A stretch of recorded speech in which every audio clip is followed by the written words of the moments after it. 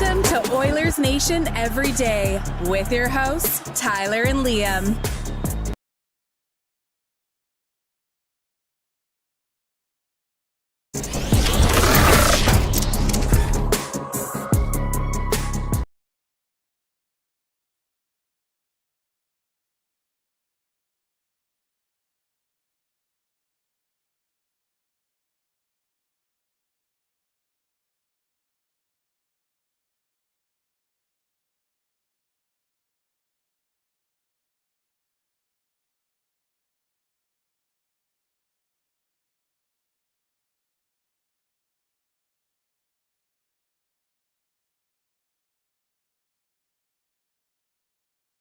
Saturday.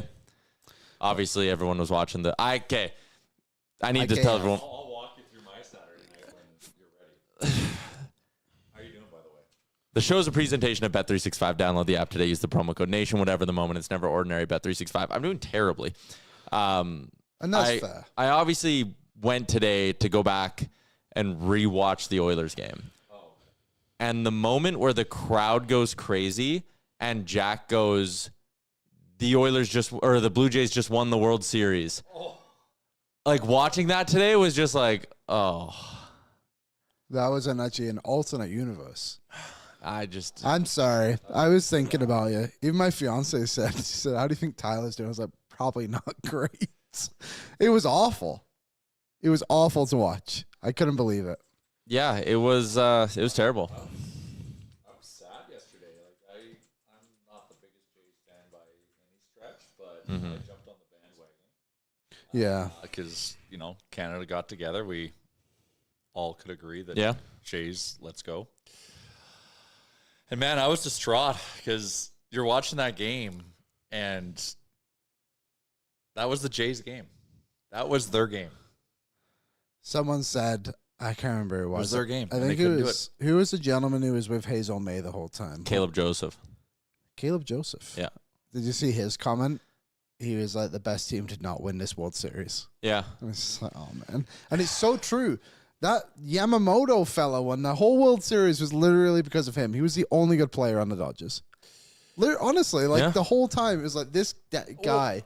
The thing is, and they were hitting him in his relief appearance. I know. That's the whole thing. Like, yeah.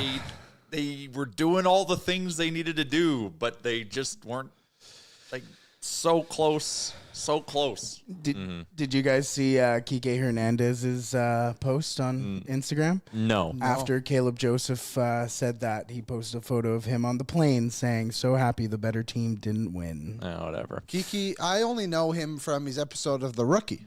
Was he in an episode of The Rookie? Kiki Hernandez was in The Rookie. But also, too, when did he change his name back to his full name? Did he just get to a certain age? It's like, I'm 30, what is he, 34, 35 now? Kike Enrique. Yeah, but it was always Kiki. Kike. No, Brett? You're a Dodgers fan. Yeah, he a few years ago, like about 8 years ago, he went by Enrique Hernandez. And then I think 8 years ago? Yeah, he's been around for a while. He used to do this thing called the Rally Banana, where he'd dress up as a banana. It was great. Wow, we've all been there. So, yeah. The one you eat. Yes. But I guess they all rally around the We all banana. rally. Yeah. So I was at my fiance's dad's on Saturday, and he had a couple of friends over. And there was popcorn on the table. And when the Dodgers scored in the ninth, I was like, okay, rally popcorn. And I tried to get it going, and nobody bought along. Oh, that's the thing. You need buy-in. Yeah, didn't have buy-in. Didn't have buy-in. Why didn't they take second to eliminate the double play? Because there was one out. Why wouldn't they do that? If they go to throw him out, that guy's running home. Because if Kirk does anything but hit a ground ball, that run's coming in. Sure. And you run the risk of if he gets thrown out at second, now there's 2 outs. But the guy runs home. If the minute they throw to second, that guy on third runs home. Yeah, I see what you're saying, but it also is a lot harder to execute. That's a free base. That is a free base. There's too much risk for the Dodgers to take. And what if he overthrows it? Yeah. There's too much risk. That was a free base, and you eliminate the double play. Yeah, but you just... When there's a man in scoring position, you don't want to run into an out on the bases. So, I don't know. It's tough. I'm saying, there's so many what ifs. I know, but if they threw it, that guy's gone. He's it- already leading off. Granted, not leading off enough. Am I right? That's up for debate, but still, I'm just tackling all the emotions. But I'm also a very casual baseball fan. yeah, I couldn't be more casual. I only learned how to play his names on Saturday. It was amazing. So there seems to be on Twitter a lot of people who I know don't watch baseball very much, but became quick experts on that. What's his name? IKF. Yeah, whatever. Like, should he have slid the other way? I don't know. Probably. He just shouldn't have slid at all. He shouldn't have slid? No, because it's not a tag. So you slow yourself down a little bit when you go to slide, right? Like, if he just runs right through, maybe safe. But again, you can what if it till you're blue in the face. Like, it's... Well, what if the broken bat? What if... But, like, they had plenty of chances to score more runs. Yeah, that's the thing. They should have scored Ernie in the 8th. They didn't. You had a leadoff double. You didn't get him home. Like, I don't know. It just... it just sucks. Yeah, it sucks. The Jays were the better team. Like, man, the teams like Vladdy's vibes after, catching, that double play ball and just the whole everything. Everyone. Ernie, man. Like, you cannot talk enough about Ernie. How good was he? Oh, it was unbelievable. And they have him. I saw something. He's under team control till 2029. Yeah. That's pretty glue good. guy. What a glue guy. Yeah. So I was going to the Oiler game, Mm-hmm.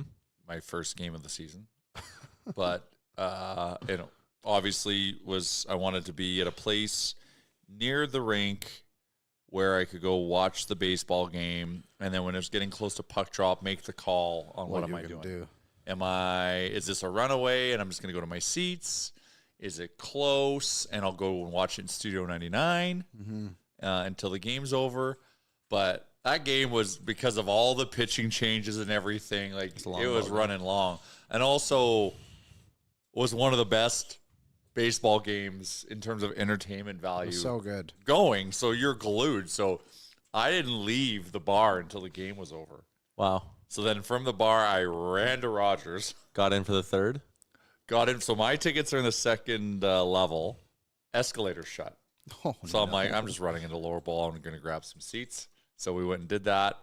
Watched the last 3 minutes of the third. Wow. And then overtime, Bush scored right in front of us. I was probably in the rink for 13 minutes.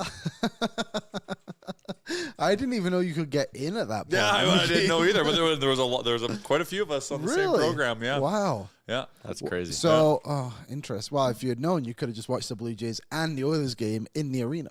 Well, we'll talk about that. And then I shout out Colin Baker. I saw him at the bars, at the same bar as that, watching the game. And he's like, yeah, I gave away my tickets. I knew, like, this game was going to be long and whatever. And then I see him. When do I see him? I don't know. Right in the 8th inning, into 8th, he's like, yeah, we just bought some tickets for $20. Oh, sweet. To get in. So, because now he's going to the game thinking the game's going to be wrapped up after 9 innings. And I don't know if he and his crew ran or if he just burned his $20. I had more at stake on the line than him, but yeah, what a weird night. It was weird. It was a weird night. I'd never experienced that before. Well, like, I literally didn't care about the Oilers game at all. Like, we had it on, like, a phone, but I wasn't watching. No. I was glued to every single pitch. I think that's the first time not the first time, but the first time in a long time I have sat back-to-back nights and watched 2 baseball games in full. Because even Friday. Yeah. You don't hand out candy for Halloween? Well, my fiance was doing that for me. Nice. She was very generous to do that. How many trick-or-treaters did you guys get? I had like 60. 8. Wow. It was so windy on Friday. I had 8. Yeah, your neighborhood's a bit different. It's older, yeah, and it's dark. Mine's relatively Yeah, new. we're like 50, 60. I want to shout out the people out there that were having the TVs on the driveway with a fire, even though it was windy, and showing the game. It was nice. There's a few on my street that did that too. Yeah. We didn't have one trick-or-treater the entire night. Wow. Damn. I literally watched a pack of trick-or-treaters walk past our house. I was like, come here. I have Well, candy. Are your lights off? You can't wave kids to come to your house. Yeah, I know. Come here, free candy. Come here. Yeah. Are your lights off? No, we had lights on. We had decorations out front. We had everything going. I don't know what was up. Yeah, it was weird. I had 160 the year before, so I lost 100. Where are the youth going? Yeah.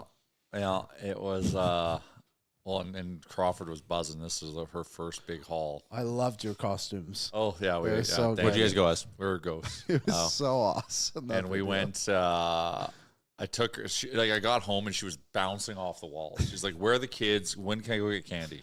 I'm like, it's 4:00. Oh, we gotta wait. And she's standing by the door the whole time. And she was being so good about it. And then she was getting a little grumpy. And I'm like, okay, we gotta go. It's 5:30. We didn't get home till 8. You trick-or-treat for 2.5 hours. Yeah, That's for a awesome. 3.5-year-old. That's crazy. I think That's I great. walked 8,000 steps. Yeah. Wow. But yeah, she was buzzing. But shout out to the parents that had the Blue Jays game on in the driveways. I stopped and enjoyed. Yeah. That was shitty, man. Again, they had every opportunity to win, and it's one of those where, like, you know how hard it is to get there. And, like, for me on a personal level, as much as this will sound and people will be like, you know, playing the world's tiniest violin, but, like, you know, when the Oilers go on these runs, like, we're obviously very invested in the run, but, like, you're doing pre-games with Aaron, then you're at Greta. Yeah. You know, I'm down in Florida, I'm up in the press box and all this. So, like, Flex. to have this run where, like, I'm a fan every night, and Amber's super into it, and I'm watching it in my basement with my buddies every night, and, like, they were coming over on Tuesday nights during the playoffs, like, let's have some beers and watch the Jays. Like, the run felt really, really special for me on, like, a personal level, because I feel like I got to really just, like, Be a fan. I got to really just be a true fan, where, like, I had my little superstitions that I would do. I had my emotional support baseball that I'd hold. Like, I would drink a big can of beer, and then Biggest one you got. biggest beer you got, because I'd say it's like I'm at the game because I got a big beer. And for them to lose in that way, and, like, listen, I'm pretty used to the heartbreak. I think if you were to ask a lot of, you know, football fans, what's the best football game of the last decade? Bills Chiefs 13 seconds, right? It's probably right up there for a lot of, like, just Normal fans. normal, like, that game was crazy. That's the worst game I've ever watched in my life. If you were to ask, you know, casual hockey fans, what's the best Stanley Cup final in the last 10 years? I think a lot of them would say, oh, man, the Oilers coming back from 3-0, that game 7, all that. That's the worst night of my life in Florida. So, like, I'm used to having everything ripped out of me. There's nothing left to rip. That is such a brutal line to say. You get to, and, like, Bo hits that grand slam, and it's like, all right, it's 3-0.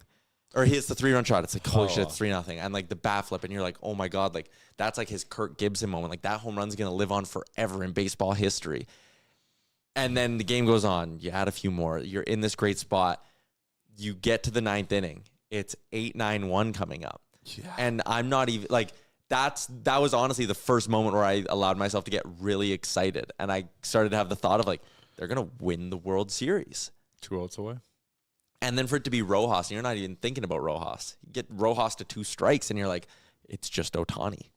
And then for that to happen the way it did, and then for it to be so dejected after Will Smith hits that home run, but then Vladdy gets the double, and then they move him to 3rd, and then you're just right back, and you're like, holy shit, they might do this. Like, they're going to have, like, a miracle in them. Like, I'm finally going to have a moment. That's why I just kept saying, like, when Vladdy was on 3rd, I'm like, oh, my God, like, they're going to give me, like, a crazy moment. And then for it to end on a double play. On a broken bat. That also is just brutal. You know, and if it's 5, if the ball doesn't go, if it goes 5 feet shorter and Mookie's got to take another step in, then there's no double play ball and it's tied. If it's, you know, hit a little bit harder, it's probably up the middle. It's just like, if that's a fly ball, you're scoring them.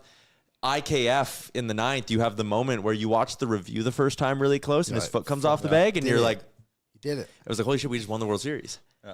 And I think that's the point in the broadcast where Jack said what he said was like, the Blue Jays just won the World Series. And it's like, man, for there to just be so many gut punches in like a 30-minute span just sucks. What did you make of the wedge ball? Can I In say Game something 6. about that? Sure. In Game 6? The ball was wedged. That is I how feel they like train you. Yeah, That's how they train you to play it. The rule is black and white. It's so up, like, Yeah. what the So you ball can't- was stuck. What's the guy supposed to do? It was the right call. I couldn't believe the discourse around it. But like 1 more centimeter either way or whatever, Totally. right? Like Yeah. that's like Yeah, it was brutal. But it was like, what are you complaining about? The ball didn't move. So I'll wrap up the Jays stuff because I know people are here to hear us talk about the Oilers, and we're obviously going to talk Oilers. I went back and watched the game. Like, we'll give you a full breakdown of the Oilers. Louie's going to join us at 1. We have all of our game day stuff. When the Oilers lost in Game 7 to Florida, there was like a sense of they'll be back. Like, it's Connor McDavid, it's Leon Draisaitl. Like, this team is fully capable of getting back to where they are. You knew how hard it was to get there, but you can get back. And they did get back. And they lose the next year. And maybe that one was like really gutting, but they lost in such a like frustrating way that it was like, okay, maybe I don't believe they can get, but still, like, for this Jays team to lose, where like the Oilers made it back on merit, you could say. Yeah. Same damn team, running it back, beating basically the same damn teams to get there. It's really hard to envision this Jays team who really did it on the power of friendship. This was not a juggernaut roster coming into spring training. This is not a team that was top 10 in World Series odds. I don't even think they were top 15 in World Series odds to start the year. Ernie Clement's not batting 400 in the next postseason. Vladimir Guerrero Jr. had one of, if not the best individual postseasons we've ever seen in the sport. Yeah. Trey Savage set records every single time he went on the mound. Max Scherzer turned back the clock 3 times and gave you everything you needed every single time. Like, Jeff Hoffman didn't give up a run until the top of the 9th of Game 7 of the World Series. Everything went their way, and it's really, really heartbreaking to know it took my whole life for them to get to this point. No. And everything had to go so well for them to get to that point. And it's not like they got swept. They were the better team. Every game they won, they blew out the Dodgers. Every game the Dodgers won, they needed 5-6 things to go their way, right? Like, it's so hard to look at this ball club and be like, this same group of players can get you back. So that's my glass half empty feel to it, is I'm very demoralized. And I sit there and I go, I might be 50 years old by the time I get to see the Blue Jays in another World Series. That's very upsetting to me. It's part of the reason I was very upset on Saturday night. I had to go sit in my basement alone for a little while. The other side of it is Rogers made a shitload of money in the last month or 2 months.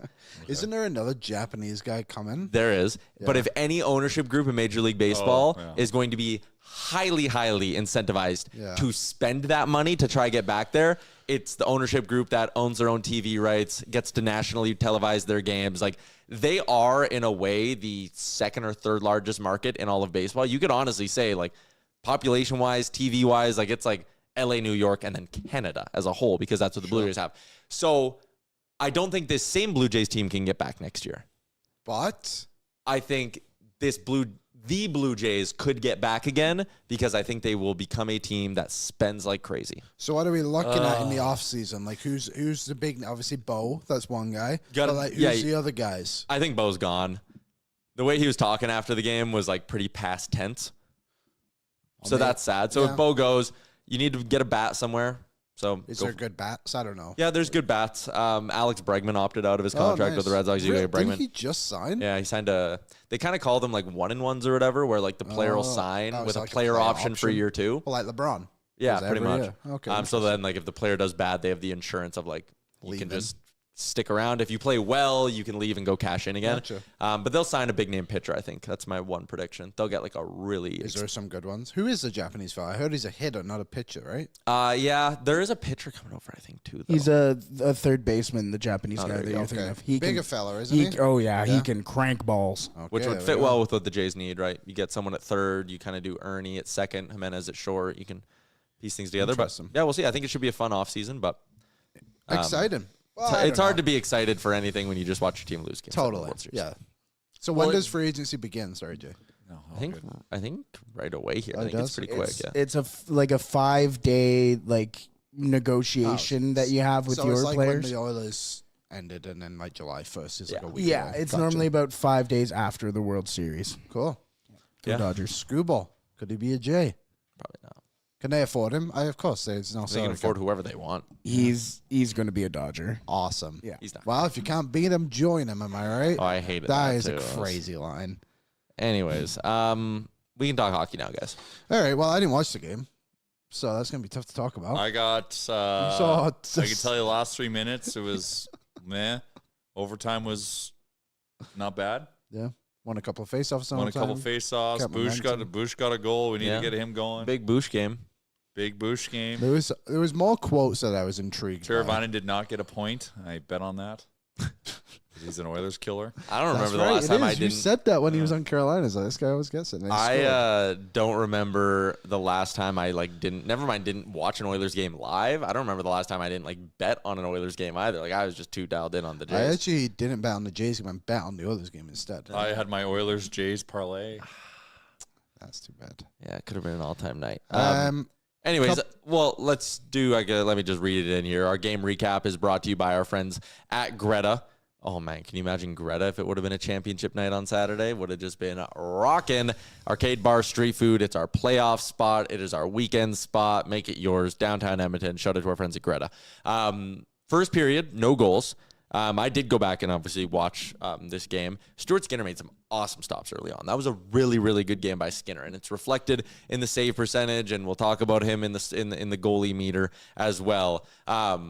But he was really, really good early. Got a post with about 10 minutes left. And then right at the end of the period, Leon Draisaitl needed an extra 0.1 seconds probably to score. But I did think it was funny that the second period begins and Draisaitl just scores like 45 seconds into the period. Like just instantly right on cue. He goes, yeah, you know what? I deserve one. And he hammers one home on the power play. So the power play was good last night, 2 for 3. This was really a win that was fueled by the Oilers' star players, as you get a look, courtesy of Sportsnet, at Leon Draisaitl's goal in the dying seconds of that power play. Just fires one by Spencer Knight. I don't think Spencer Knight thought that Leon Draisaitl was going to shoot this puck because he like really started to slide, and then you could tell he David takes a hit there. Yeah, he overcommitted. I also feel like this was a really nice step for Connor McDavid to being back to good old Connor McDavid, where he's creating chances out of thin air. He's making fast plays like that one off the rush. So again, the star players were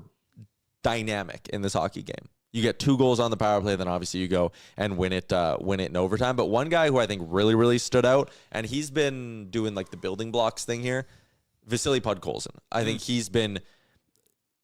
has the... If there's any guy you're going to give time to, it's Podkolzin with everything he went through. And we've talked about that on the show a lot. Like even when he was struggling to start the year, it's like, I'm okay if Vasily Podkolzin's going to start slow with everything he went to and the travel he had to mix in and missing a chunk of training camp with the passing of his dad. This last week has been like, all right, that's the guy who you can staple next to Leon for the rest of the year and feel pretty good because he was generating. He got a penalty shot, which he hit the post on. Yeah, he was good. Like Leon had a look in the first period that was all just off of the hard work of Podkolzin in the perimeter. Then Podkolzin made like a slick little feed to him in front. But he was great. So Podkolzin was one of those underlying players who I thought was really, really good. One thing I've noticed him a bit more too, he obviously always looks to Draisaitl when he has the puck, but it seems like he's holding onto it a bit more too and trying to make plays for himself a little bit. Yeah, which shows like a level of confidence. And that second line of Draisaitl, Roslovic, and Podkolzin looks to be legit.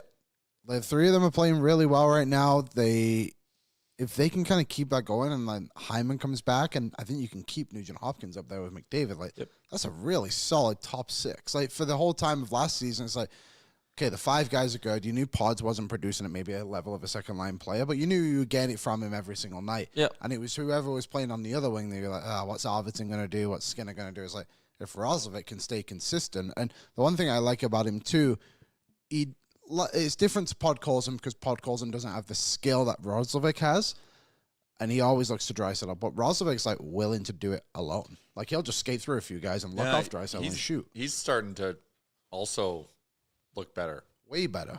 I think he has points in 3 straight. Yeah, so that's nice. They also played him 22 minutes and 52 seconds on Saturday, which was more than Leon Draisaitl. Whoa. Wow. Yeah, he had 21 shifts. Draisaitl had 22.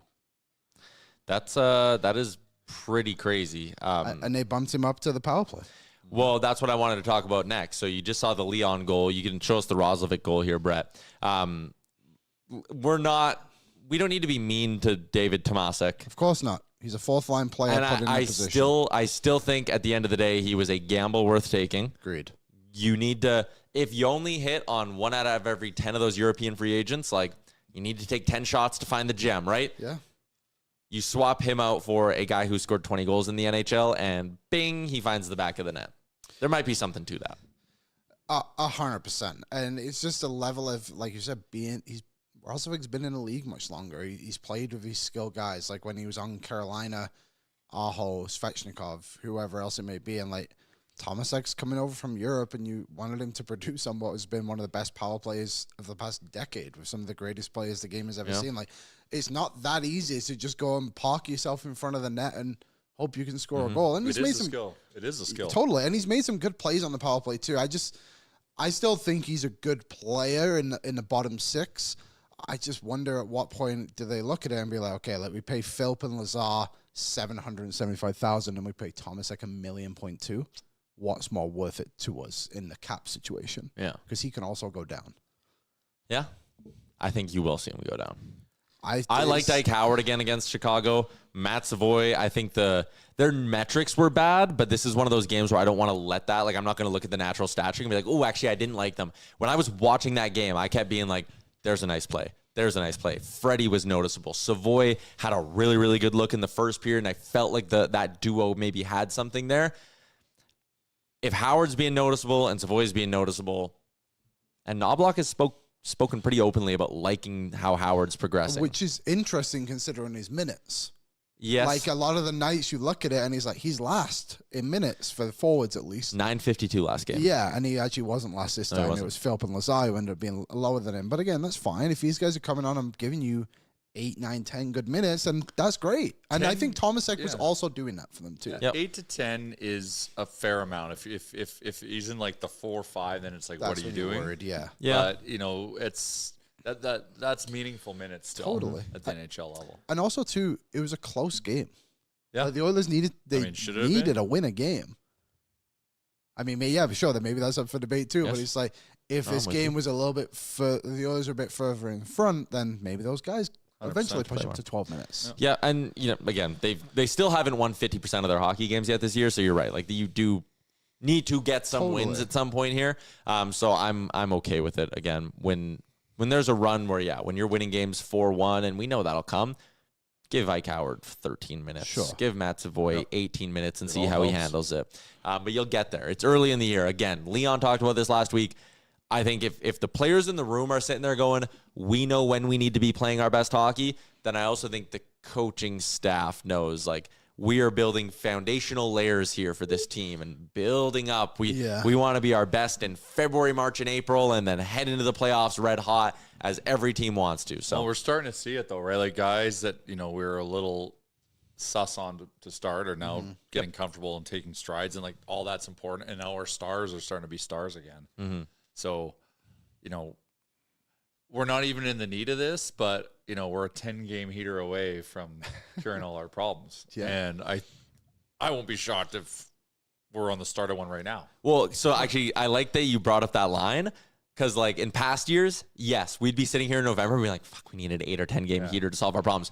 Right now, we are, if we get a 10-game heater, we're the best team in the NHL. Yeah. It's not like we just would have solved our problems. All of a sudden, we'd be sitting there going like, oh my God, how good are the Edmonton Oilers? Yeah. So that is the nice thing about being 6-4-3 out of the gates and milking a couple of loser points here and there and scraping out some wins. Like, they have not played their best hockey. They're still in a decent spot. So again, I'm totally fine with the way things have gone. Someone in the YouTube chat said the Oilers wasted an opportunity in October because of how many non-playoff teams they played. And I don't think you can apply that law. I think you can apply that logic when you get to February and March and be like, look at how soft our schedule is. In October, those bad teams, in air quotes, bad teams, are full of piss and vinegar. Yeah, they have that's their best chance to beat us. The clip of the New York Islanders yesterday, Matt Schaefer scores 2 goals, they win. They had a shot of their bench reaction.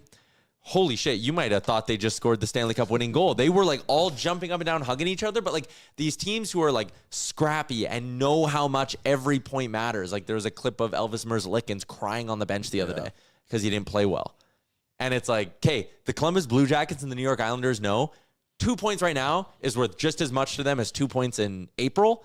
And they know it might come down to 2 points if they're going to make the playoffs or not. The Oilers do not care. Oilers currently tied for first in the Pacific Division. Have played 2 more games, though. Yeah, I know. The games in hand. No, but the games in hand are actually a thing. And I normally like being on the other end of the games on hand.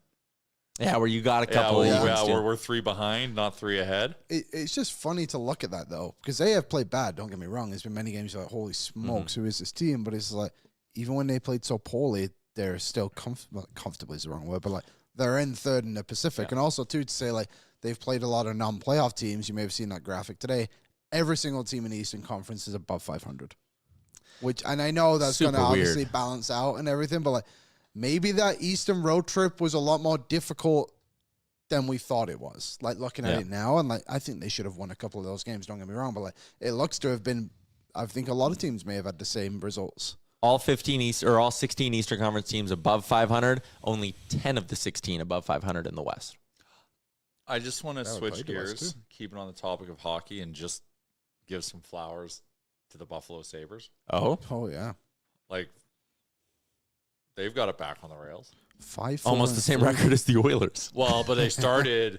They're bad. Like they if you would have told Sabres fans after 3 weeks that would be their record, they would punch you in the face and call you a liar. Buffalo, Toronto, Florida, Buffalo, Toronto, Florida, Washington, and the Islanders all tied with 13 points, and Philly all have 13 points in 12 games. They all have identical points percentages, which is crazy. So there you go. Oilers beat we can do the Bouchard OT winner, actually, Brett. We forgot Let's that have a one. peek. You haven't seen it? I did see. This is the one I did see.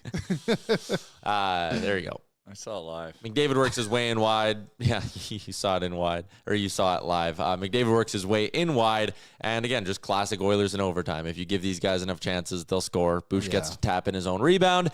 Good for Evan Bouchard. I like Connor McDavid's comments after the game, kind of being like, that too. Everyone in this room knows how good he is, and we don't really care what the outside noise is. So again, good for the leader for kind of saying that. We are all good. Can we talk about? This is Mangiapane. Yeah. Who missed that? Ekholm. Classic. He needs to be right-handed. Yeah. Yeah. So the Oilers win, and they send the Rogers Place crowd home. I won't say happy, because I do think there were a lot of people with down faces still. Well, they were able to watch the game at the game. So do we have the Connor McDavid clip, Brett? Connor McDavid spoke after the game. Did you hear this? I've seen it. Some things on social. Yeah. Here's what McDavid said after the game about the Oilers playing the Blue Jays game. That was really, really strange. Obviously, we're all on the Jays bandwagon, and everybody's wanting them to win, and it was so disappointing, obviously. But strange to have it on during the game. Listening to the crowd was distracting for sure. I'm glad they shut it off there for the third. When they're showing it, not only showing it, but they're showing it with sound during the TV timeouts as well. Yeah, that's it was bizarre. Yeah, it was bizarre. It was bizarre. I found myself watching the Jays game, sitting on the bench, listening to the crowd while I'm on the ice. What just happened. It was very strange. But you know what? Historic moment. Couldn't be more gutted for those guys.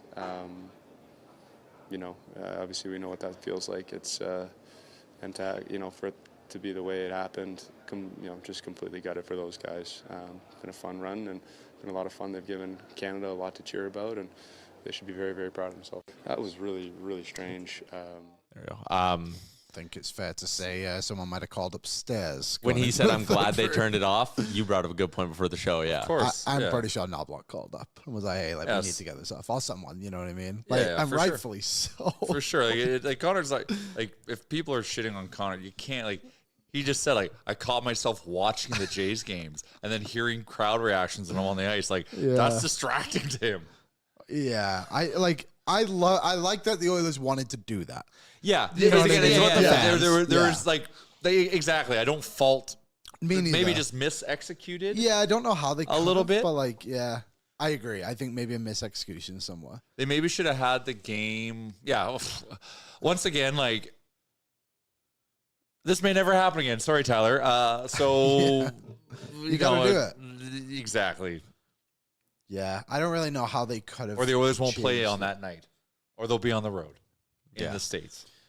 Yeah, it would have been crazy though. And sorry, Tyler, if they had won, and then what the reaction would have been in Rogers Place. Oilers would have lost. You know what I mean? People would have stood up and cheered. Yeah. They did. Yeah, Jack literally said the Blue Jays have won the World Series. Oh, man. Yeah, it's too bad. How iconic of a call would that have been, though, for Jack Michaels during middle of the game? And the Blue Jays won the World Series. Pod calls him down the wing. Scores! Now, just do you think Jack regrets it? I don't think so. Maybe. Well, I would say he's a professional. He is so good at his craft. He cares about everything. The fact that he said something that was wrong, but in the moment looked right. Yeah. Like I wonder how a guy like Jack, like, and it's not just to single out him. Like any broadcaster in that position, if they've done that, how they'd be like, oh shit. We should ask Louie. Yeah, we can how did ask Jack Louie. take it? Yeah. Be like, hey, like Jack said this, obviously a mistake, but like, but I guess they wouldn't have been stood next to each other. I don't know. Like, Yeah, what but was they his would reaction? banter after Yeah, or whatever. yeah, Like yeah. it'd just be kind of curious because Too bad. Jack called what he saw. Yeah. Right. Jack called what most of Canada saw. Yeah. There you go. Oilers win. And the Blue Jays lose. And now we just try to get on with our lives and not think about it all the Just time have to because move it's on. really It's sad. tough. Like it's like I said, it's put me in a bit of a funk. I just get hit with waves of sadness. Yeah. That night, like, They deserve to win. That's the I know. whole thing. They deserve to win. my buddies left. So it's just me and Amber. They left. Oh, yeah. Yes, they want to Nope. hang. You Talk kicked them it out. out, or they left? Were they in a similar They're boat to probably you? like, Well, when your buddy that's hosting you has been in the basement by himself for 10 minutes, I think you kind of get the hint that I would have stayed. night's not going anywhere. I would have gone down. War of attrition. No one came down. War of attrition. No one came down to check on me. No, I wouldn't have checked on you. I would have just outweighted you. I would've Upstairs. Ate Ah, all that's your Too food. bad. So I went upstairs, saw Bouchard score. I had legitimately zero reaction to it. Yeah, fair enough. I cracked 2 beers at the same time, Well, drank stone them cold. about as fast as I've ever drank in 2 beers, and said, that should be enough. And then I went to sleep and woke up every 2 hours throughout the night, just being like, oh shit, they actually lost. That sucks. Yeah, that's brutal. So, yep, having a great time today. Vibe's pretty high over here. Okay, Brett. I thought that mic was broken. It's not in the house though. My girlfriend is very like she's not a big sports fan, and she said this one hurts more than the Oh, yeah, you were Oilers. saying she had to unfollow Vladdy on Instagram so she couldn't see it. Unfollow that. It is a mass exodus. I was wearing my Dodgers jacket yesterday. I let her just hit the logo as long as she wanted. I knew she had to get it out. Well, Eli Wett was in Toronto. So, Eli, you obviously don't have a microphone, but can you just give me a bit of a vibe check with your fingers? Oh, thumbs up. And they slowly turn the thumbs down. Damn it. Oh, Yeah, yeah, that's I knew a few people at the game, and I'm texting them, and they're like, this is bananas. I'm like, I feel like we're watching a movie. I know. Because this game had everything. The bench is cleared. Oh, yeah, that was know. crazy. What a dickhead that guy is. I loved it. I can't believe Jimenez thought they were throwing at him in Game 7 of the World Series. Yeah. 3 times. I Like, also thought that too, but I can understand why. But like, Yeah. for that one guy to be like acting like he wasn't the problem, it's like, Yeah. dude, you just threw 3 at his head. Like, Yeah, you know, yeah. I was. I think it was good for the umpires to obviously won both teams. I mean, Yeah. the bullpens came out, Oh. but then the Blue Jays got hit twice. Again, didn't Kirk get one? There was another one got hit. Kirk did get hit, yeah. Springer got... He got Springer- brushed back once, yeah. I just felt like there was so many Dodgers pitchers who lost control, and it seemed like every single game. What's the commentator for the Blue Jays called? Dan. Dan Schulman. So, he has no control of his pitches. So does anybody? I feel like all of them are just getting absolutely bounced off every Blue Jays player. Like, did the Blue Jays hit them once? Kick them all out. Should have got that Yamamoto out. Unbelievable. All right. Should we turn our attention? Because we only have 15 minutes left with Well, the Jays. we got to shout out the Blue Jays today, guys. Oh, my Oh, God. my God. So I joined them ahead of Game 7. And I've joined them ahead of both Game 7s, ALCS and this. Their stream is just massive. Oh. 600,000 viewers. Dude, so they're reporting every week. And they're It's always skewed our numbers as a company. They're always the first two to get in there and put them in. And I kid you not, this morning, just their numbers alone was like pretty much what we did last week as a whole company. It was nuts. It was insane. Like, I couldn't Again, like believe it. when the Oilers, you hit a ceiling of like there are only so many Oilers fans in the Yeah. world, right? When the Jays turn on the Jets like this, Yeah. and credit to those guys because their product is so good too, they captivate, and their chat is people of all ages it's from nuts. everywhere across Canada. Like it was the coolest thing to be a part of for the Yeah. 30 minutes I was on the show. Yeah. But like, and then they sit there and stream the whole game. I know. And even when they went to the bar to do it, like so many people watching them at the bar. Yeah. Their following is insane. Yeah, So shout out to those guys. yeah, I Also, one of them's in a commercial. Yeah. That's I was hilarious to see. texting with them after the game because I felt for them. I really did. Like I was thinking about you and I was thinking about them. I didn't check in on you. I checked in on them Yeah, I know. It's fun. because I know I would see you soon. and they poured their hearts out into it, man. Like they were the pulse of the fan base. So it sucks, but crazy. Crazy. I can't even begin to tell you how much stuff was happening if the Jays won. That we were going to do. I know a little bit of it. There was some crazy shit that was going to be so good for the company. Like crazy things. When I heard about the one thing, and I was at Wednesday, but like when I heard about the one thing, my brain was like, we had this going on. Yeah. And it was kind of it came together really fast. And I know this is inside baseball, but it came together really fast. And I just found out like literally the day before it's going to happen.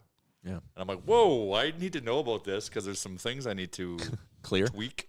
But anyways, we did. I'm like, I'll drop everything to make this happen. There's a few things. There was something to do if there was a outdoor event that would have been super cool that we would have done. And there was something physical. Anyways, all good. Let's turn our attention back to the hockey. We got 15 minutes left with Jay, so a couple of things we need to do really quick here.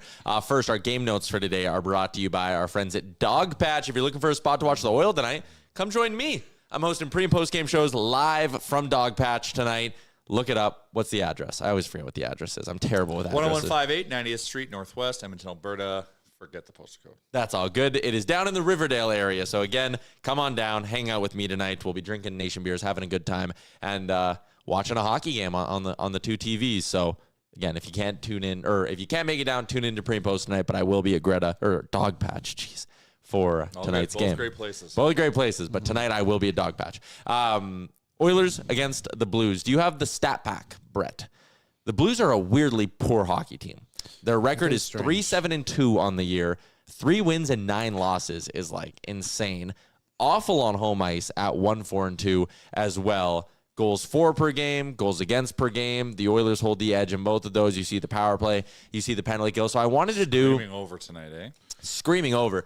So I wanted to do a little bit of breakdown into like, why is this Blues team so poor? 5-on-5 shots for per 60. These two teams are basically dead even. 16th and 17th in the NHL. Shots against per 60. The Oilers, 5th best in the league at preventing shots at 5-on-5. The Blues, 13th. So they're still in the top half of the leagues. Like, that didn't make a ton of sense to me. 5-on-5 scoring. The Oilers are 25th in the NHL. The Blues are ahead of them at 19th, actually. They're scoring more. Goals against per 60. The Oilers are 17th. And here it is. The Blues are dead last in 5-on-5 goals against per 60. They can't get a save. And listen, some of these numbers are goaltending. Some of it's luck. I looked at shooting percentage. The Blues are 19th in 5-on-5 shooting percentage. Somehow 6th in 5-on-5 expected goals for percentage. So if they were getting saves, their goals for percentage would probably go up. But it's not even really like they're just failing to generate offense. Everything for them, Liam, goes to they cannot keep pucks out of their net. It's actually insane. So I you was decided watching Jordan Binnington goals against before, and Brett, if we can just start throwing this, just maybe take it off halfway through, because I tried to keep this video under a minute, and it was difficult, and I actually didn't. So we'll have to take it off and bring it back on. But my goodness, some of the goals Jordan Binnington was allowing in, like usually I try and find like a common theme. They're beating them every which way. There's no common theme. It's just like point shot. No one sees the puck. All of a sudden, Binnington's literally looking behind him, being like, how's that puck going in? There was a breakaway, and usually I wouldn't add breakaways on this, but the way Binnington tried to save the breakaway would be like me playing road hockey. Like, literally lay on his side and just put his body in the air. And some of them, too, like this first one, you'll see if you're watching on the show, like, puck goes behind him. He tries to play. Oh, sorry, that one just goes right over his shoulder from the boards. There was a lot of those, like, just very obscure goals against. Yeah, Kiefer showed. There was a couple of them. Like, this one's the one I was talking about. Cider, right through. Just right through him. But no one touches that. It just goes right through him. And over again, it's just like no one's really scoring anything special against this guy. It's just he's just making mistake after mistake after mistake. And if I'm the Oilers, you got to look at this like, we just got to get some shots. Yeah. Because you can literally score on him any way possible. Oh, man. Hey, this is a large sample size. And I know, but it doesn't matter. Look at You're that one. pouring it on. I'm previewing the game. This is the likely starting goalie. But you're doubling down, but just by showing 900 goals. I could have shown 920. But I had to take the 20 off because it was unbelievable. I'm just saying, like, the world works in funny ways. Well, Calvin Pickett is in net for the You're Oilers. being kind. You're being kind with your words. But your reporting is. What should I say? You could have just dabbled. Jordan, do you know Jordan Binnington? Might have gone a bridge too far on that one. I've cut down on saying I know that. you have. So back. tonight we got Binnington with an .860 save percentage and a .321 goals against average going up against Calvin Pickard, whose numbers are somehow worse. .846 for our pal Cal and a 3.5 goals against average. Now I know what you people in the chat are thinking. Surely Connor Ingram's going to be here soon. No. Holy shit, don't go look at his numbers because it's ugly for Connor Ingram down in Bakersfield. After starting well and stopping 21 of 22 in his first start with the Condors, he has gone 5 goals on 29 shots, 5 goals on 34 shots, 5 goals on 20 shots yesterday down in Calgary. Not good for Connor Ingram, so I think the Oilers are going to be locked in with Calvin Pickard for the next little while, so it is on him to turn this thing around. But again, it's a matchup of 2 goalies who are very much struggling tonight in Binnington and Pickard. What's the over 7? What's the line? I'll look right now. I also thought of a fun question as I sat and looked at these goals Binnington was giving up and his numbers the last few seasons. Minus 120. Oh, I might juice it up. Yeah. I might go like 7.5, 8.5 tonight. What's 8.5 pay? Depends how the Oilers play. Yeah, you're right. The over will be solely based on the Oilers, not St. Louis. Plus 350 Both on over ways. 8.5. Plus 220 on over 7.5. That's the play. There's going to be lots of goals tonight, guys. The Oilers have not been scoring a lot of goals, too. Would you trade Stuart Skinner for Jordan Binnington? Oh, that's a good question. I thought you'd be way quicker to say yes. I know, but it's like I always say, like he shows up in the big moment, but it's tough given how he is. Maybe he's at the tipping point, right? Yeah. In the negative way. I think it's a really hard question. As much as people will laugh, one of them's 32. Because you're super easy. No, you wouldn't. No, I just think the difference, like you said, like Binnington's a bit older now. His contract isn't very good. Yeah. And you look through the goals against, it's not like the team's breaking down in front of him. He's just letting bad goals. Like I wonder, the money's a big thing. I wonder, like, if he continues to play so poorly, you wonder about his Olympic spot. You have to. And I know Doug Armstrong's a GM and everything, but like at some point you need to put that aside and be like, this guy's an 860. If he does not take him to the Olympics after what he did at the Four Nations, that is Marty St. Louis, Steve Yzerman all over again, where Doug Armstrong will have to trade him. Because Binnington feels like the guy who would take that very personally. So maybe you take him, he's just not your star. Yeah, I think so. I think fair. That's why they have to take Logan Thompson. Like, I don't know why they're so stupid. Logan Thompson is the best Canadian goalie in the league. And the it's not fact particularly close. It's not even close at all. Yeah, it is crazy. Brett, just quickly, if you have those graphics I sent you too for the Binnington one, we just have a quick peek. On. Just no, this isn't piling on. We're going to find out how we can beat him. We're going to beat him by according to his video display earlier, everywhere. Well, believe it or not, the stats would back that up. Jordan Binnington, low glove, 67%. He has allowed 7 goals from his low glove. Also, right ear. No shots yet from his right ear. He's done pretty good on the left ear. So wait, no, right ear says he's 0 for 2. Good on the left ear. I said he's bad on the right ear. Oh, yeah, right ear. He hasn't made a save right ear. That right ear is lacking. Honestly, looks like if you get the puck almost anywhere and he's like mid-range, might go in. Unless you put it right into his chest. He's 100% in the chest. Like most goalies we've seen so far this season, 100%. Then we're having problems. That'd be scary. So, like, how... If the puck hit him and then dropped down to his feet, and then maybe he did one of those things where he didn't know where it was and turned and went in, would that count as a shot? It'd have to hit him and turn and go in. Yeah. That would have to be. We've seen it. I believe last season Stuart Skinner had one goal that went in from his chest. He wasn't 100% of the chest. Because like if he spins around to make the save and can't control himself and continues, or it comes from like below the goal line, so like you spin to go over and it hits you in the chest, it goes in. Yeah. You're not covering your post. Hopefully we don't find out. Hopefully with him we find out, but not I don't know. Tough one to break down the chest. There you go. Those are our game notes for our friends at Dog Patch. Come join me tonight. Lifetime, who's the best chess goalie? Gotta find that out. It's a deep dive. I'll do some deep dive. Yeah. Let's get to our game day betting challenge for our friends at Bet365. Download the app today. Use the promo code NATION. Whatever the moment, it's never ordinary at Bet365. Through 1 month of our Bet365 game day betting challenge. So pathetic. Guess who's in first? Boom. But Nice by one. how much? Did you hit your bet on? No one. We're all minus 2. We and you are minus 2.4. He's minus 2.2. We all have the same record. So we're 0.2 apart? Yep. Someone's in first. Oh, my God. Why'd you pick that photo of me? Yeah.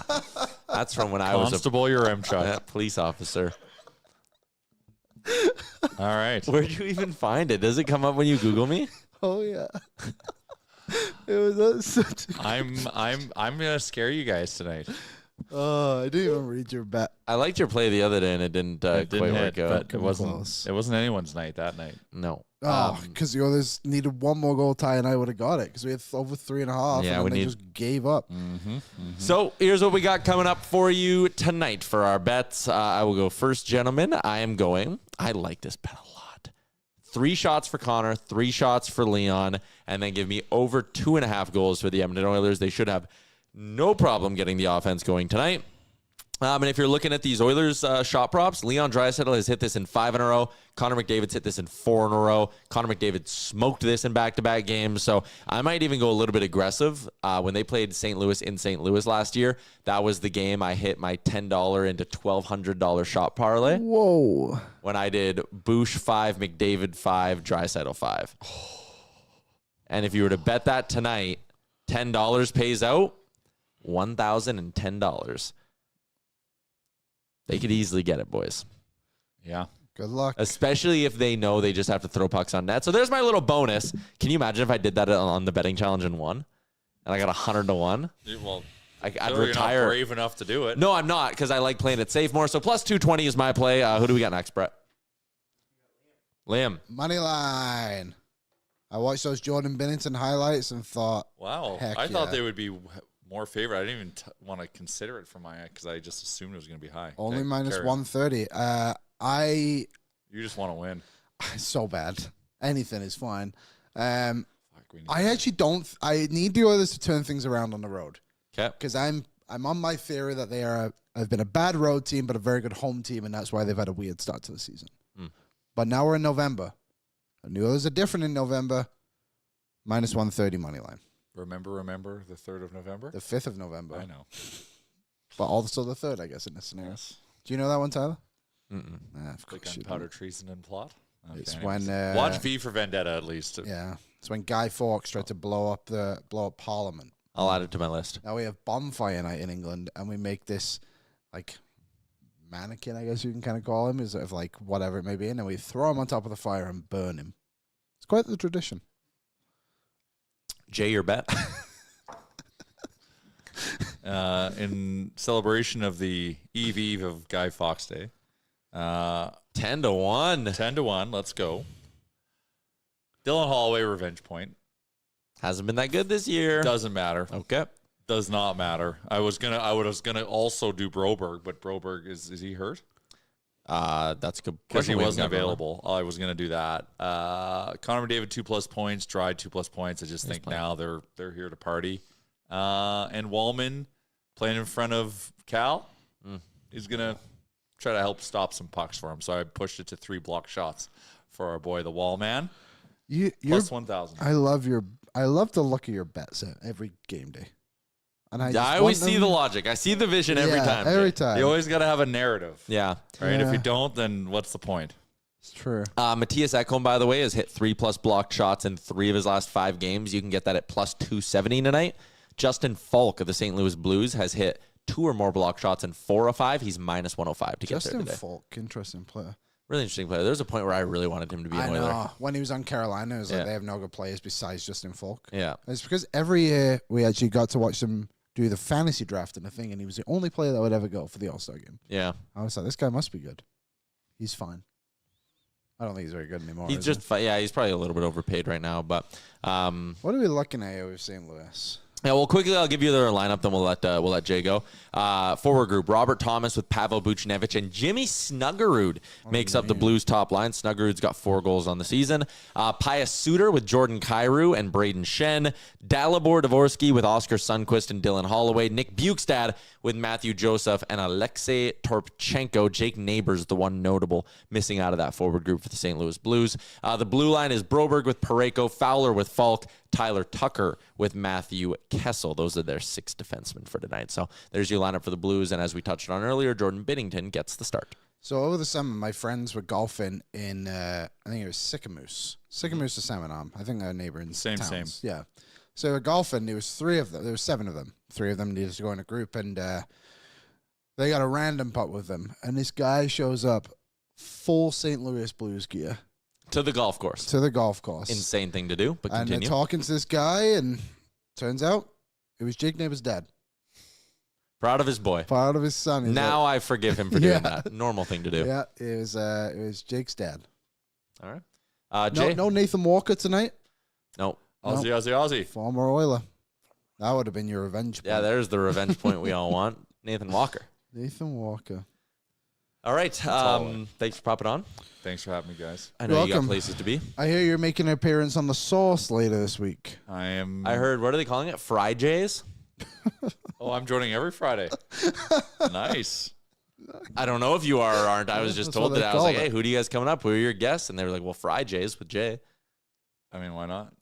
I was on The Sauce today. Watch it at the Oilersnation YouTube. How was it from your perspective? It was great. It was really, really cool. The one thing we were talking about is they were like, we're not used to having time. So, like, first off, I show up at the office, and I told them, I was like, I work here. So, like, I'm here, because they were like, well, we didn't want to leave you waiting, because I was there early. Yeah. And I was like, yeah, no, like, I work here, though. So, like, I'm here no matter what. Yeah. So they brought me on, like, half an hour early. I saw that. And I went on the show, and, like, I could kind of tell, like, after, like, 10, 15 minutes, they were like, all right, well, like, thanks for popping on. And I was like, what? I was like, I just got here. I've been on for like 15 minutes. Like, let's wheel a little bit. And after the show, we were talking. They're like, yeah, we're not used to having time. Yeah, 2 hours. They're used to FM radio. Like, that amount of content would power, like, 3 weeks of radio shows. Yeah. Yeah. It was, I never knew how much Andrew Knack looked like Jason Gregor. That is crazy. They did have the new mayor on today, if you want to go. I couldn't believe it. I didn't know. I was so stunned. I pulled up to the office. He was just standing outside the building. I was like, I think that's the mayor. I should probably go let him in. Hello, Didn't have a fob. Both had to wait for Reese. I have a fob shortage. Reese has my fob. Yeah. Andrew Knack's like, are you sure you work here? I'm like, yeah, no, I swear to God, man. I just can't get into the building. Yeah. I can break us in. Yeah.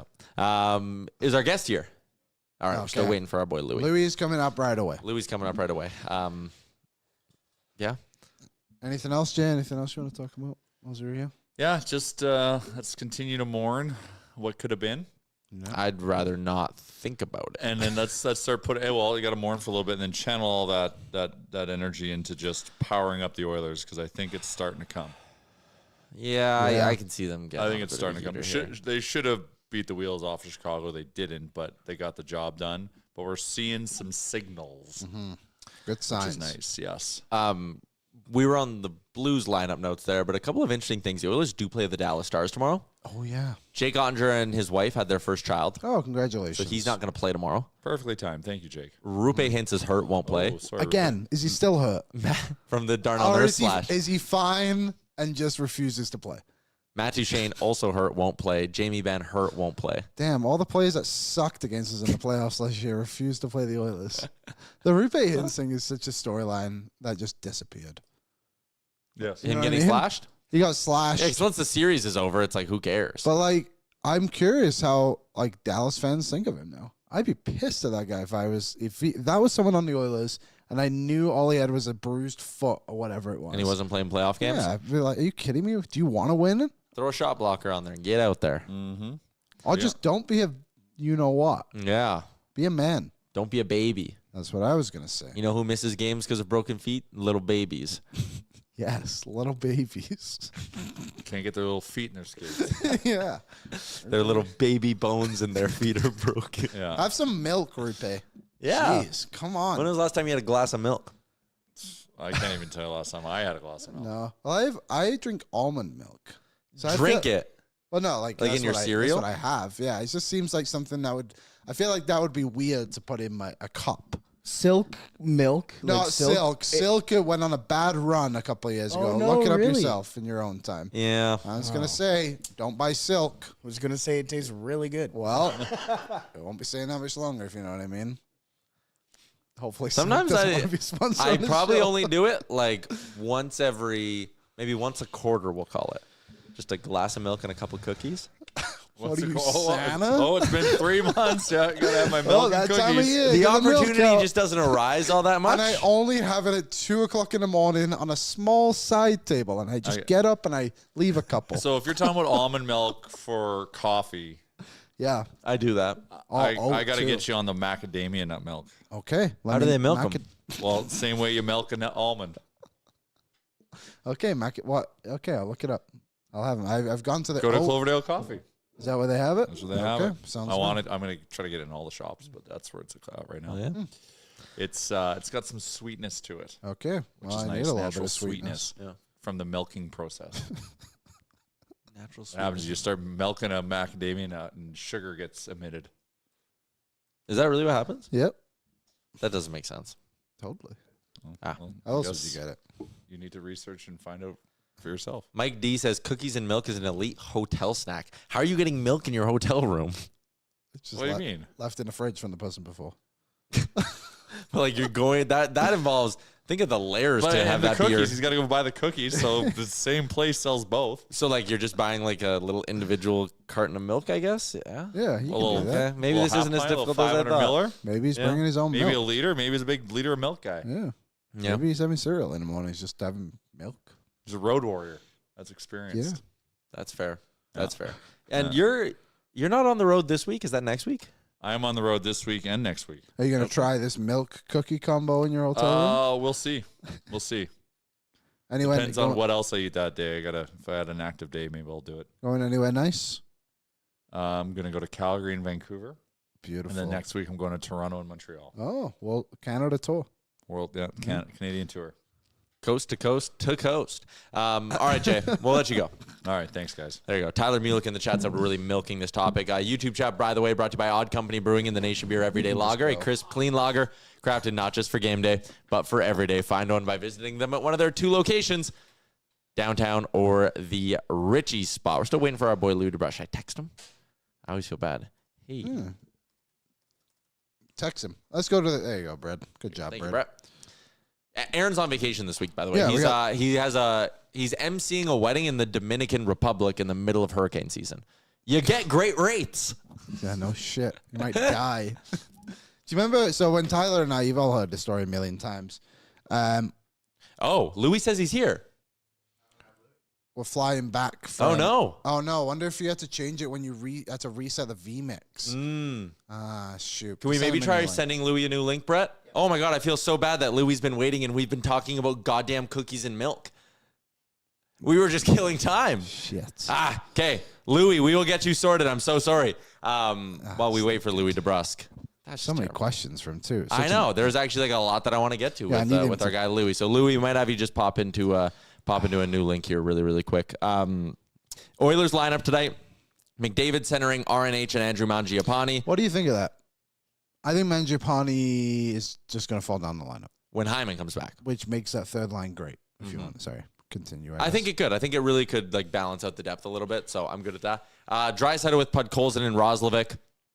Henrique with Savoy and Frederick. And then Philp with Howard and Lazar. Good. I'm glad those guys are finally getting back-to-back games. Let them get their feet underneath them a little bit and get rolling here. I know. I See do what like. we've got. And you know what? To Knobloch's credit, he played with Henrique, Savoy, Frederick. Like he kept those guys together the whole game last game, which I thought was really, really good. Someone asked in the chat, James O'Hara said, is there anyone in the American League that the Oilers could call up right now? Not really. When you go and look, that team's been a bit inconsistent, allowing a lot of goals. We talked about Connor Ingram a little bit earlier, just how he struggled. 4.05 goals against average for Connor Ingram. Calvin Pickett getting the start, but we didn't talk about it yet, and that's fine. We don't need a graphic, Brett. I know you're doing stuff, but like Stuart Skinner, quality start meter, believe it or not. Thumbs up. Good start to November for Stu. Yeah, Stu again he stopped a breakaway against Chicago. That was good. He stopped a 2-on-1. So Yeah. you wouldn't have been able to tell that he was distracted by the Blue Jays game being played because Stuart Skinner was really, really dialed You're in right. himself. That might have been worse for goalies. Yeah, especially if the crowd just randomly goes nuts. Yeah. And he was able to say, dialed in. Yeah. So really good game from Stu. They're going to give him obviously the start tomorrow against Dallas, who he plays really, really well with, or plays really, really well against traditionally speaking. All right, I think we were on the verge here of getting one second being told. Moments. We see him. We see Louie. We're so close. Aaron would be so proud of us if we can pull this off. I'm always curious by some people in the chat. Like this guy's name is Santu, and he said Roby or Venti. And he had the quotation things. Does that mean he's from Finland? Bring him right in. We don't even need an ad read. Okay. We're so close. We're so close, Liam. We've been vamping about so many different things. I want to know. Let me know, Santu, if you're from Europe. I'm curious by our European listeners. I'm always very grateful for them. Yanni especially.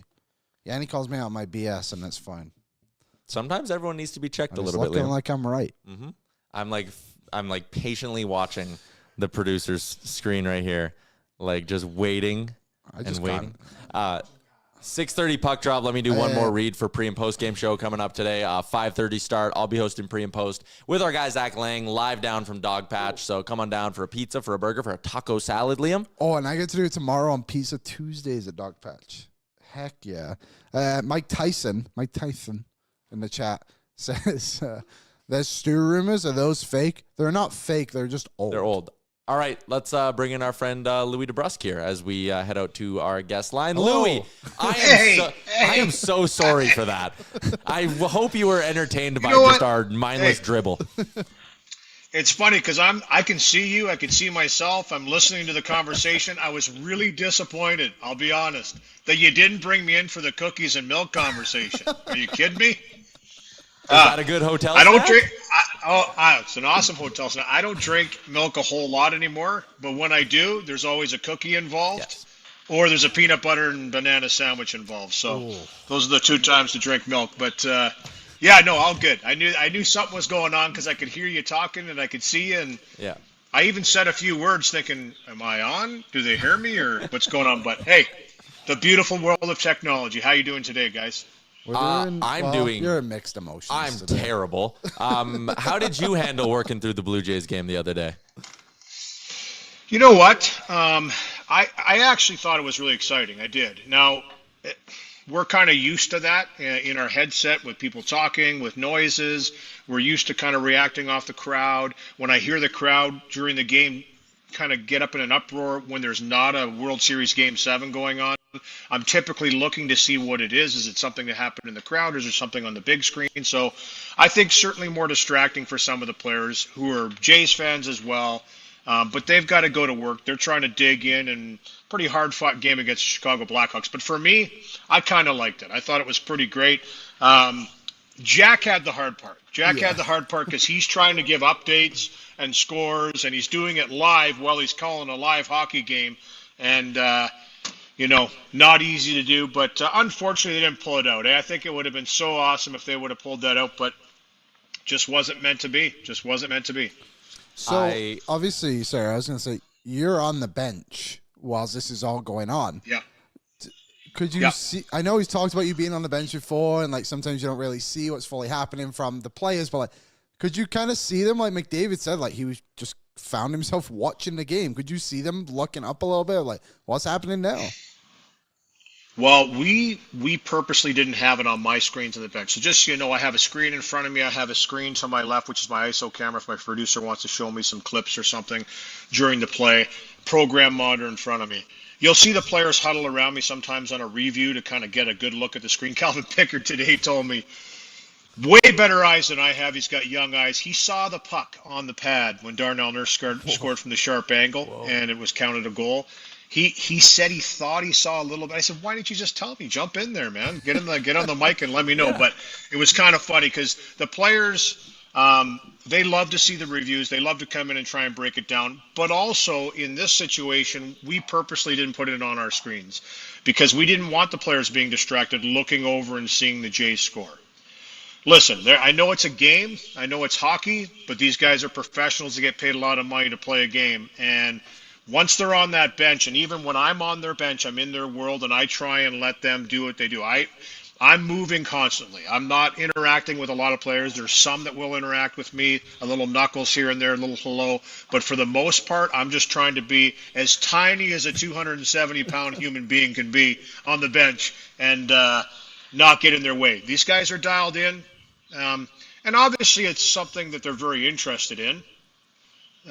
This is the World Series Game 7. Doesn't get too much more exciting than that. But for them to try and check that, put it on the back burner and play a game, more difficult for them for sure. Not for me. I thought it was great. I got married 3 months ago. It was a beautiful ceremony. I did not shed one single tear at my wedding. I am not afraid to admit that I cried after they lost that game on Saturday night. Wow. And I'll be honest, Louie, when I went to rewatch the Oilers game that I PVR'd because of the job I have, I need to know how the game went. And there's the moment where Jack says on the call, I think the Blue Jays have won the World Series. I watched that back today, almost cried again.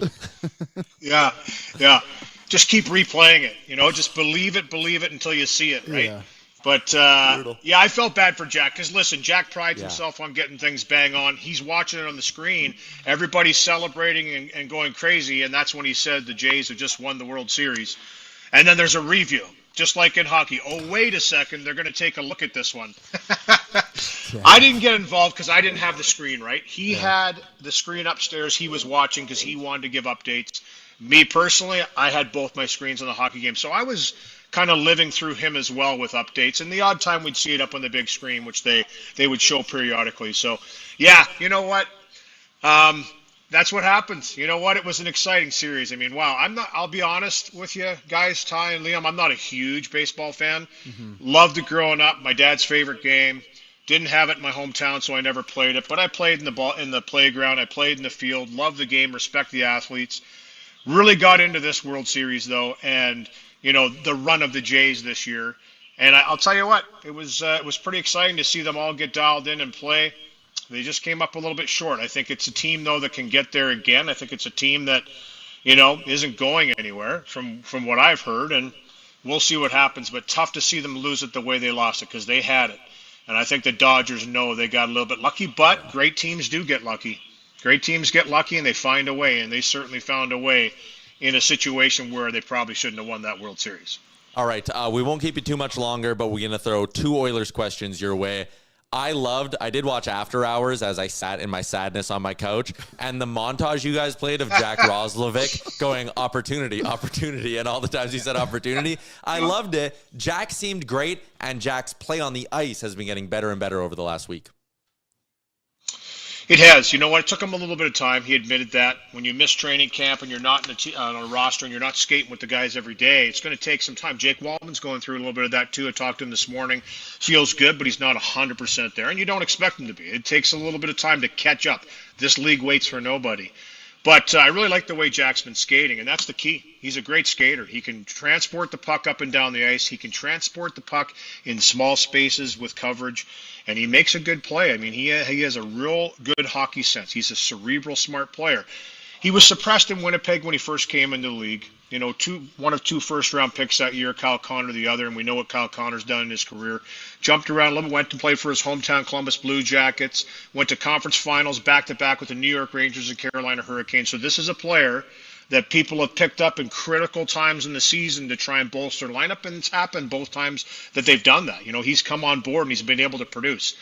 He's also at an age now where I think with the word opportunity that he used when he had his press conference was no joke. He's looking at this and saying, okay, I've gone to 2 conference finals. This team's gone to the final 2 years in a row. There's an opportunity for me here to jump in and do something that I can do very well. And I think if you look at it, he almost played 23 minutes the other night. He played more than Leon Draisaitl.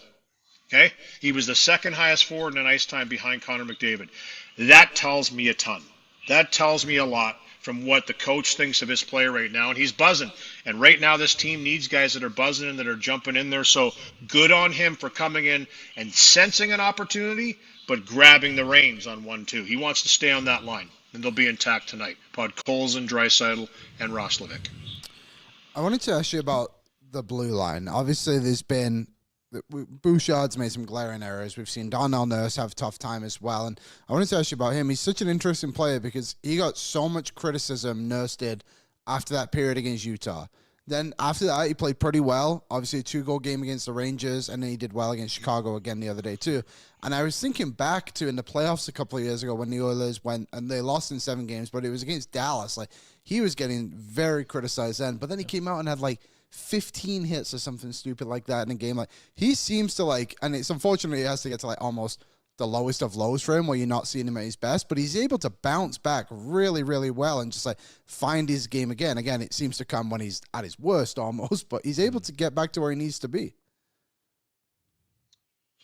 Yeah, sometimes, let's face it, sometimes you have to kind of take a shot to kind of understand it's time for me to get going. It's one way of putting it in a fight. There was always those fighters that they get hit, and it's almost like they get better once they get hit because it's like, oh boy, this is for real. This is.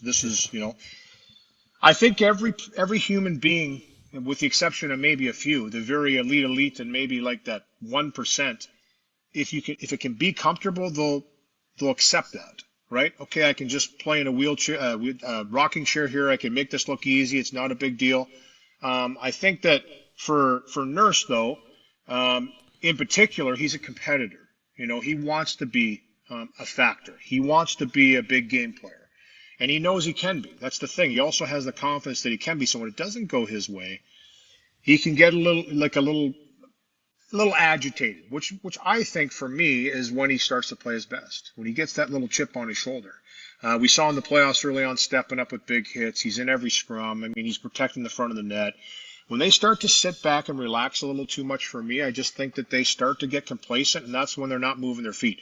Darnell's an excellent skater. Offensively and defensively, when he's moving his feet, he can stay with anybody. So that, to me, is the primary thing. And I think that this team as a whole, 2 years in a row, we've seen it, guys, that they haven't gotten off to great starts. Evan Bouchard, right? He didn't get off to a great start last year. He hasn't gotten off to a terrific start this year. He has 9 points in the last 7 games. It can turn like that. Like, that's how fast it turns. And I think the coaching staff knows that. I mean, Chris Knobloch has talked about it. He keeps putting these guys back together again. And I know why people say, why aren't you changing this up, putting this guy this way? They keep putting them back together because they're professionals and they know that they're going to figure it out and they're going to start to play to their capabilities, which we're starting to see. It hasn't 100% gotten there yet, but we're starting to see glimpses of it. We're starting to see periods at a time of this. And now it's about trying to put that complete game together and just doing that on a consistent basis. That's what digging into the season is all about. And I would say there's a lot of guys in that dressing room right now that need to kind of look at that and start to try and be consistent throughout a hockey game, because there has been a lot of roller coaster rides during the season, not only from game to game, but in games. In games from period to period, shift to shift. There's been a real roller coaster ride with momentum and just the way the team's playing. And that's the early season. I've just talked to a St. Louis Blues team that lost 7 in a row, and Braden Shen's been around for a long time. And he's sitting there saying, we're just not getting the breaks right now, but we know we have to stay playing the way we're playing to be successful. It's not just Edmonton. This is the entire league with a very condensed schedule right now. There's a lot of teams that are trying to figure it out on the fly, and there's not a whole lot of time to make adjustments. With next day you're playing another game. Let's get after it. So it's just about putting the work in, the mentality in, and playing as a team. And I think we're seeing signs of it, but they need to defend better. Simply put, that's for me. That's the one thing right now. This isn't about scoring goals in offense. This is about team defense. Defend harder, less goals against, makes it a little easier in the offensive department. A losing team is a hungry team, especially at this point in the year when a team like St. Louis, they're just going to be desperate tonight. Any loss, it feels like their season is slipping away more and more. Like they're going to give it everything in this one.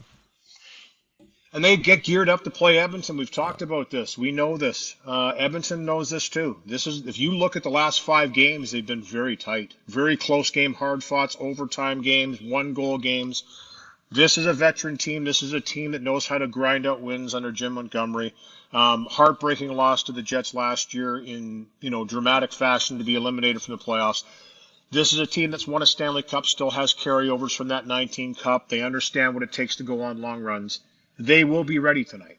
And they don't like the way things are going. And from the conversations that I had with players this morning and with Jim Montgomery, they look at this again as a team. Okay, this is a team coming in. We know we have to be ready. Maybe this is the game that gets us out of this. So Edmonton's got to look at that from the reverse and understand they're coming into a tough building with a team that's very motivated, like you say, Ty, to play a solid game and look for a win in the first time in 8 games. I mean, it's early season, but the season can run away from you. This is always a late team, though. The St. Louis Blues didn't start great last year either, but they certainly turned it on. This is a team that knows how to turn it on. For Edmonton, they want to keep it there like it is right now for one more game at least. But it's going to be a tough battle tonight. Louie, appreciate your time. Thank you for being patient with us. Cookies and milk on me next time we see you. Always in for cookies and milk. All right, see you, Louie. Thanks, Louie. See ya. All right. There you go. Louie DeBrusk, Sportsnet analyst. Always a pleasure having Louie on the show. Appreciate him making it work. Today from the road, no Louie de truck. It was Louie de hotel room.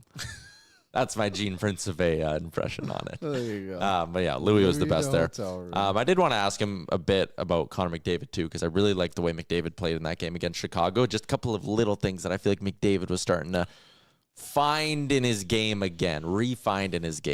So shout out to Louie. We got a couple minutes left in the show, so we're going to do What's Trending here. It's going to be brought to you by our friends at Star Mechanical, Edmonton's #1 plumbing and heating company. You can find out more by visiting them online at starmechanical.ca. Residential, commercial, 24/7 emergency service. They do it all. They do it well at Star Mechanical. Did you see the SNL skit this weekend? I literally just clicked on that thing on Twitter. It's at 3.3 million impressions. Yeah, so SNL did another hockey skit this weekend, and it's 3 hockey players shooting a PSA. Yeah. And there's a player. I'll just do the short of it, and you can all go find the video later. I don't think we'll be able to play it.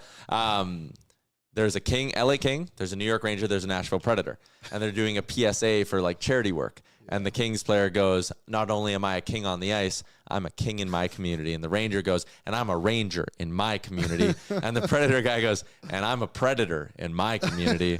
Then they do like a whole like, wait, can we do this better? But it is very funny because I remember a super viral TikTok from like 2 years ago where, or maybe it wasn't even 2 years ago, it might have only been a year ago, but someone is at a playground in Nashville, and it's like the donations for this playground, and it goes, Nashville Predator, the Nashville Predators Community Foundation, and someone's like, "What the hell? The Predators have a community?"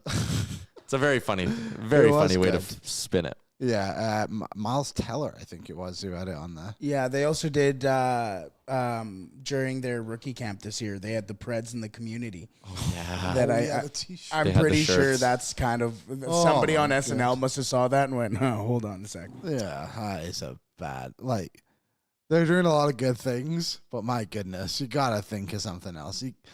Surely you write that down the first person to do it, probably can't do predators in the community. You know? Yep.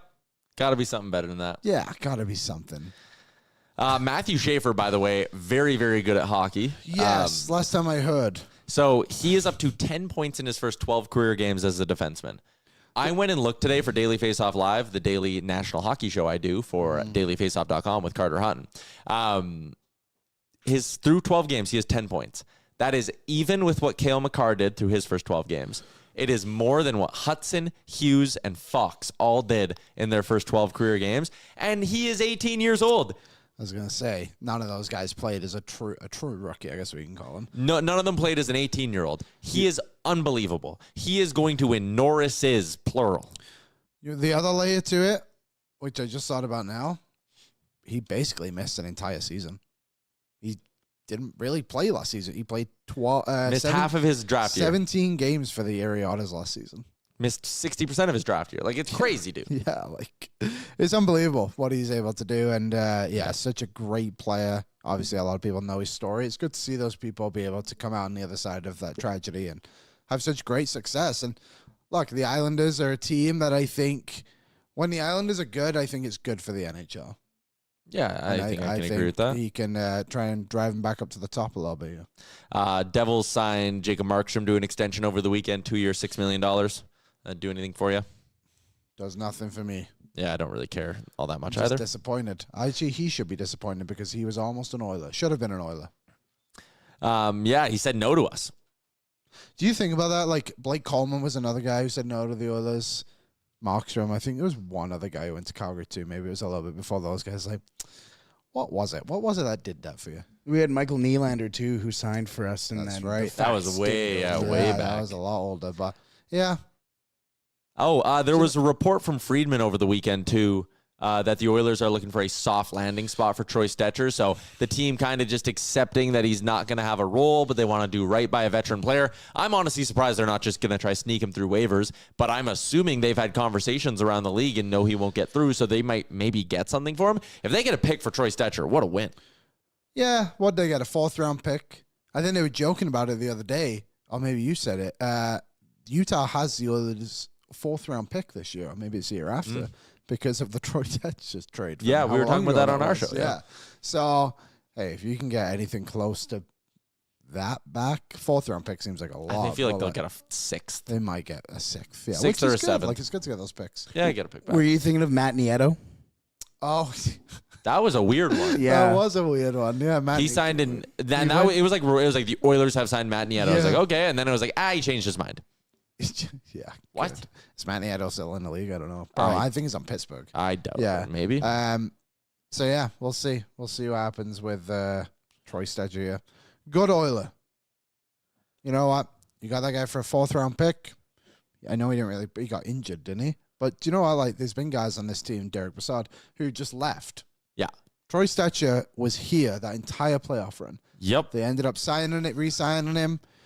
A guy that you never hear, I need to play every game. I demand a trade. I have so much respect for him as an NHLer 100%. And just as a person. I think he's great. It's just the time has come where you got to turn the page. And Regula's your 7th defenseman. A guy that, too, undrafted, played for the Vs, go Vs, go. And grinded his way out to 566 NHL games. Good for him. Way to go, Troy. It's a hell of a career to carve out for yourself. Not that your career is over by any means. No. Could the Vancouver Canucks use another defenseman? Feel like they could use a bit of anything. They just Kiefer Sherwood Canucks right now. That guy is so annoying. What a player. Kiefer Sherwood going to go for a 1st-round pick at the deadline? Or are they going to re-sign into a stupid deal? Oh, that'd be so funny if they gave him like a 6x6. They will. They did it with Dakota Joshua. And then for some reason took on Evander Kane. Like, there's just some players you look at in the NHL and you're like, you're a good player. Yep. And I think Dakota Joshua's a good player, but I know I shouldn't pay you $4 million. Yeah. Jake is in early season overreaction. Do they re-sign Roslovic next season? This moment, I was thinking about this on the way in. Doubtful. Okay. Well, Liam. I don't think that you need to re-sign him now. No. Just say this kind of keeps on going. And you look at him and what would you pay him? Like, he's not a $10 million player, obviously. But, what if they're like, hey, Roslovic, how old is he? Like 28? 28. 3 years, $6 million. Per? Yeah. No, you can't sign yourself up for that. He couldn't get a contract a month ago. But look at if it works, and all of a sudden you're like, this guy's working so well with Leon. He's 28 years old. It ain't 6. It can't be 6. Okay, well, what is it? I was 2 by 4. And you say, hey, here's $8 million. $4 million. What is he? He's a top 6 winger. Currently, he's a top 6 winger who you can spot on your power play and can score at 5-on-5. But he doesn't kill penalties and he's bad defensively. He's he's reverse Podkolzin. But you've been looking so long for 2 wingers to play with Draisaitl. Right now, you've got one signed up for $3 million. What is Evan Podkolzin is around there. And then you got Roslovic. I don't know. Like, obviously, he's got to keep this going. We're living on a bit of a 2 by hype 4, here. 3 by 3, like Brian says. I just think the cap's going up so much. There's no way that guy's signing anywhere for that little. And I know this year, too, he didn't sign. I understand that. But, well, okay, so, like, I wonder. Like, maybe I'm out for lunch. But so, if you think he's $6 million, who would you rather have? Him at 6 on a 3 by 6, or would you rather have a 2 by 7 to Anders Lee? Roslovic. Anders Lee's 36, 34. But could he still get you 30 goals for a year or two? But that's more likely to fail than a Roslovic. There's more of a chance Anders Lee becomes a 3rd-line player than Roslovic falls down to a 3rd-line player. I would like the Oilers to get an Anders Lee, too. See, and my counterpoint there is if Jack Roslovic is playing in your bottom 6, he's probably pretty useless, especially on that contract. Anders Lee, at least you can sit there and be like, you know what, he's going to play the right way. We'll throw him in the bottom 6. 29 goals last season for Anders Lee. This will be interesting. And again, I don't know if I sign either of those guys to those contracts. And like Gord says in the chat, aim higher. Yes. Who's higher, though? That's my question. Well, your trade market, but would you, 3x6 for Jack Roslovic? Or what if Jordan Eberle puts his hand up and says, I want to win 2x4? Yeah. Right? But we don't know that. Yeah, we don't know that. Yeah, and you're right. We don't know what Roslovic is. We're dealing in speculation. I'm living on the high right now, don't get me wrong. Yeah, but I don't know. I think Jaden Schwartz. I do love Jaden Schwartz. But again, all these guys are older. The point is he is 28 years old. And people he's 20 goals at his peak. I agree. I would love 20 goals. I love 20 goals every year. And the way I'm kind of in my head, I should have prefaced this. I feel like a $4 million player, like you said, is what was a $2 million player. Mm-hmm. Like we say here, like Trent Frederick, how could he do this? He's playing so bad. So okay, but in 2 years, it's going to be fourth line player money. The cap's going up so much. So I say $6 million player. That's probably the $4 million he was looking at. And of course, if you can go out there and Tyler puts in the chat, Tage Thompson. Yes, 100%. Tage Thompson or Jack Roslovic? I'm not comparing those two, but we're talking about guys here. Every summer, the Oilers are we need a top 6 winger. What are we gonna do? Can we get Arvidsson for $4 million? Should we try out Jeff Skinner? It's well, what if you just have it? What if you just have your top 6 winger at home and you can just pay him a little bit of money? We have a top 6 winger at home. Look at the top 6 right now. And obviously Hyman's got to come into it, but that's really good. Yeah, that's a really good top 6. And again, I'm not signing him today or tomorrow. This is something I'm looking at. I need a full season sample size. But if the end of the year, Roslovic ends up with 20 goals, let's just say 45, 50 points, somewhere around there, and every single night he is giving you a game next to Leon Draisaitl, how can you not pay that guy? Yeah. I don't even want $10 million. $6 million seems like a hell of a deal. It's only a few $100 more than Hyman and Nuge. I don't think you'd ever pay him more than 5.5. Sure, I'd pay him that. I think 6 is my bar, by the way. That's the peak I would go. Yeah. But Mulek says, I know we aren't talking about them, but I'd rather see them promote the younger guys and sign the depth guys at league minimum, a la Dallas and Florida. Yeah, I also get where you're coming there. All right, we've gone late. We can probably save this conversation for tomorrow. Game day. Yeah, and even a guy like Dave Pagnotta might be able to give us some insight. He's our guest tomorrow. It's a game day edition of the show. Once again, tomorrow, I am on pre and post game tonight. 5:30 start right here on the Oilers Nation YouTube. I'll be live immediately following the game as well. So tune into that. Join me at Dog Patch if you're in the city and want to say what's up. Come have a beer, watch a period or two of hockey with me, have some delicious food. But we're going to wrap this bad boy up. Thank you, everybody. Happy Monday. Thank you for letting me vent about my Blue Jays. Oil up. What's up, Nation citizens? If you enjoyed today's episode of Oilers Nation Everyday, make sure you hit the subscribe button here on our YouTube to not miss any of our content. We got you covered from interviews, insight, analysis, everything you need to stay up to date on everything around the team. Hit that subscribe button so you don't miss a video.